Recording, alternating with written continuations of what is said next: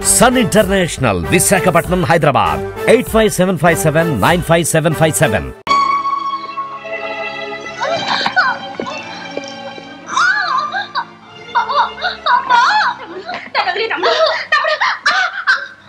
అదే తమ్ముడు అన్నావు కదా, అక్క కూతురికి మామ వరసే కదే. బావే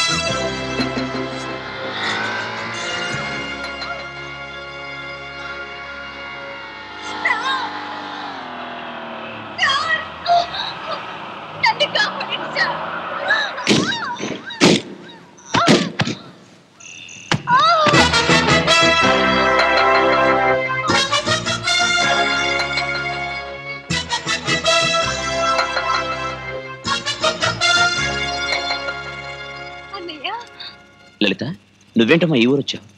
నీకోసే అమ్మ నేను ఊరు నుంచి బయలుదేరొచ్చా. అప్పుడు ఈ పోలీసు వాళ్ళు నన్ను అమ్మని స్టేషన్కి తీసుకువెళ్ళి చూడన్నయ్యా.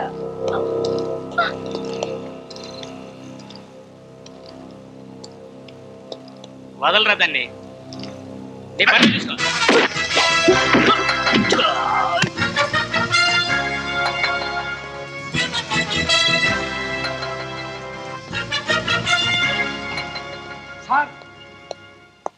ఎవడో మన ఎస్ఐని కూడా లోపలికి వచ్చినాడు సార్.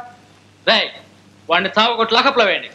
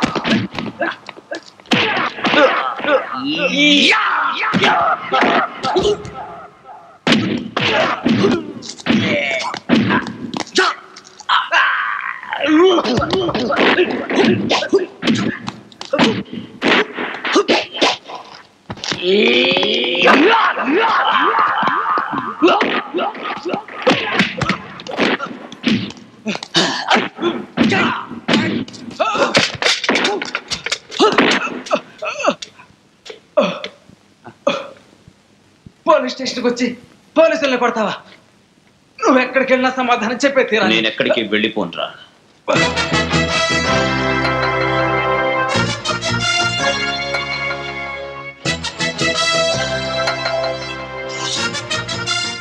ఏమిటలా చూస్తున్నా?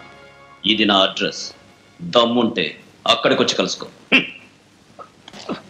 అన్నయ్య బాబు. రండమ్మా. పోలీసు వాళ్ళు వచ్చారు. ఎందుకమ్మా? నిన్ను చూడాలట. నీకోసమేనంట.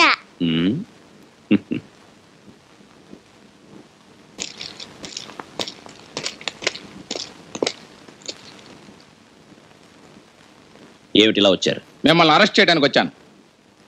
ఎందుకు? ఎందుకని మీతో చెప్పాల్సిన అవసరం లేదు. అప్పుడు నన్ను మీరు అరెస్ట్ చేయలేరు. నాకు ఎందుకు అని మీతో చెప్పాల్సిన అవసరం లేదు. మీరు ఐపీఎస్ చదువుకుని వచ్చారు, నేను ఐఎఫ్ఎస్ చదువుకుని వచ్చాను. మీ ర్యాంకే నాది కూడా. ఐఎఫ్ఎస్ చదివానంటున్నారు. చట్టాన్ని మీరు గౌరవించకుండా ఒక రౌడీలా పోలీస్ స్టేషన్ లో ప్రవర్తించారు.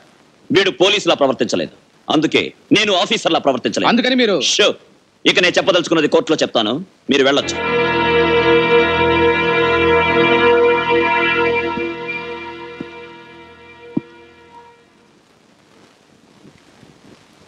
యువర్ ఆనర్, వ్యభిచార నేరానికై ఖైదు చేయబడ్డ 2 ఆడవాళ్లను రక్షక నిలయంలో దూరి ఇన్స్పెక్టర్ని పోలీసుల్ని కొట్టి తీసుకువెళ్లారు ఈ ముద్దాయి. ప్రజల ముందే వీరి ఘనకార్యం చేశారు. ఇటువంటి నేరస్తుల్ని వదిలిపెడితే రేపు వీరు న్యాయస్థానంలో జొరబడి న్యాయమూర్తినే కొట్టగలిగే స్థాయికి సాహసిస్తారు. అందువల్ల నేరస్తునికి కఠిన శిక్ష విధించాలని విజ్ఞులైన న్యాయమూర్తిని నేను కోరుకుంటున్నాను. That's all your honour. Prosecution వారి నేరారోపణలకు మీ బదులు? యువర్ ఆనర్, చట్టాన్ని సవ్యంగా కాపాడేదే పోలీస్ స్టేషన్. కాపాడలేని నాడు పోలీస్ స్టేషను కాదు, అక్కడ కాకి డ్రెస్ వేసుకున్న వాళ్ళంతా పోలీసులు కారు.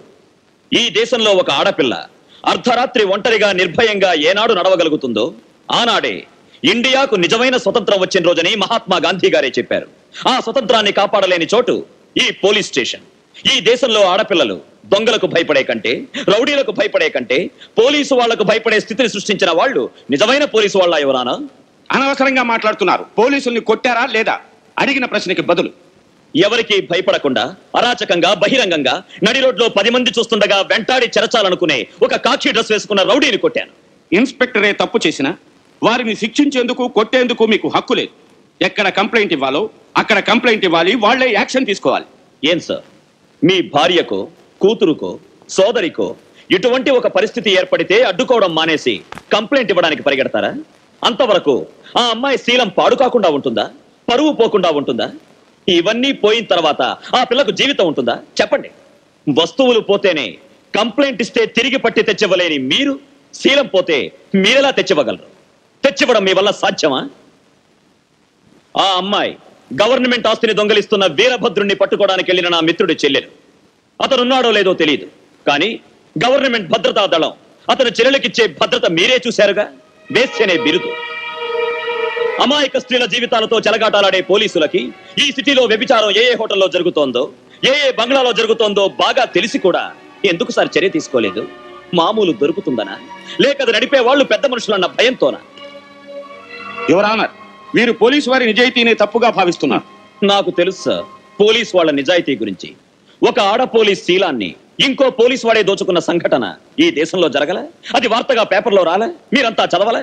యువర్ ఆనర్, మన దేశంలో ఉత్తరప్రదేశ్ రాష్ట్రంలో ఒక పాఠశాలలో దూరి అక్కడున్న కన్యలందరినీ 2 రౌడీలు బలాత్కరించారు. పోలీసు వాళ్ళు యాక్షన్ తీసుకోలేదు, డాక్టర్లు కరెక్ట్ రిపోర్టు ఇవ్వలేదు. మన ప్రధానమంత్రి జోక్యం చేసుకున్న తర్వాతే యాక్షన్ తీసుకున్నారు, వాళ్ళని అరెస్ట్ చేశారు.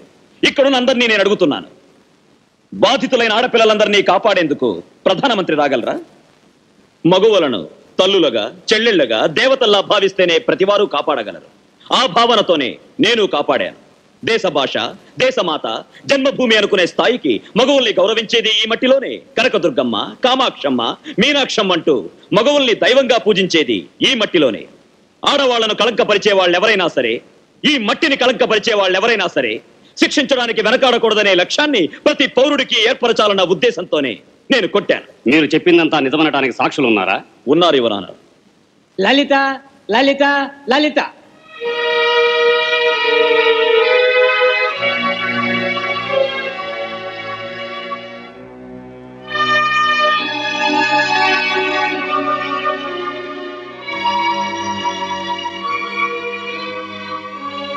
ఈ కేసులో ప్రత్యక్ష సాక్షుల వాంగ్మూలం వల్ల బాధించబడిన ఆడవాళ్ల సాక్ష్యాల ప్రకారం ప్రతివాది ప్రభాకర్ చెప్పింది అక్షరాల నిజమని తెలిసినది.